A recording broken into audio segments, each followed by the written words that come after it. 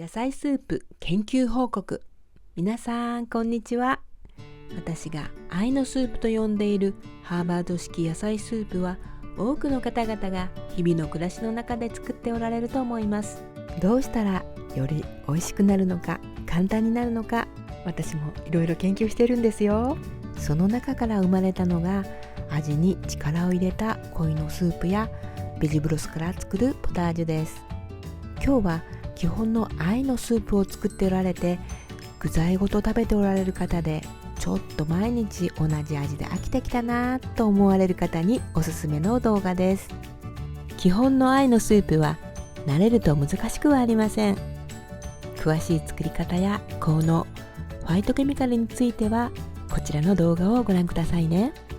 干した汁だけを飲むと、その野菜の香りの甘さとバランスは絶妙だと思います。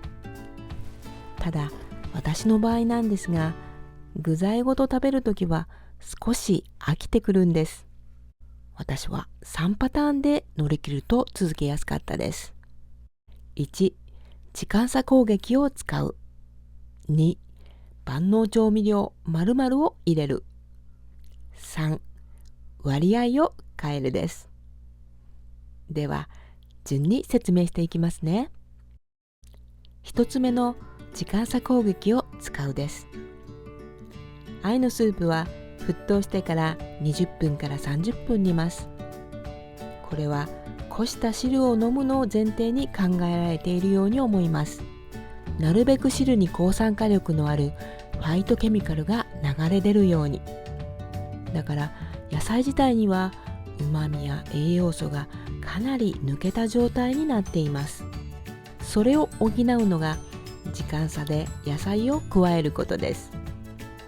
彩りのある生でも食べれるパプリカや、短時間で火が通るカイワレナや豆苗など、仕上げる間際に加えてさっと煮ます。時間差で加えた野菜の香りがあふれ、スープ全体を一気にフレッシュ感満載野菜スープに変身させます。パセリ、ニラ、オクラなどもおすすめですよ。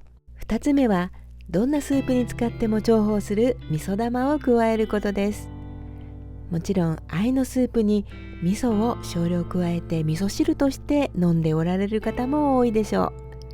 私は味噌ではなく味噌玉を断然おすすめします。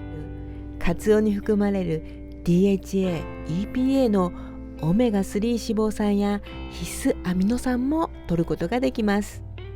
ごまのセサミンで抗酸化作用をプラスします。食べ方の注意点は、器に盛ってから食べている途中に加えて味変を楽しむことです。野菜スープを1日2回3回と食べる方は、全てに味噌で味をつけてしまいますと塩分の摂りすぎになる場合があります。最初は塩分を入れないままいただき、ちょっと味をつけたいなと思った時に途中に味噌玉を入れるんです。途中で入れるには他にも良い点があるんですよ。味噌に含まれる善玉菌は熱に弱いため、高温で味噌を入れてしまうと乳酸菌や麹菌は50度から60度で、酵母菌は70度で徐々に死滅すると言われています。生きたまま腸内まで届けたいなら、少し冷めたところで加えるのがベターなんです。味噌玉の詳しい作り方の動画は下の概要欄にもリンクを貼っておきますので、ぜひご覧ください。3つ目の割合を変えるの割合は何かというと、野菜と水の量です。基本の野菜は 400g に1リットルの水ですが、野菜1に対して水を2にするだけでも随分濃さが違ってきます。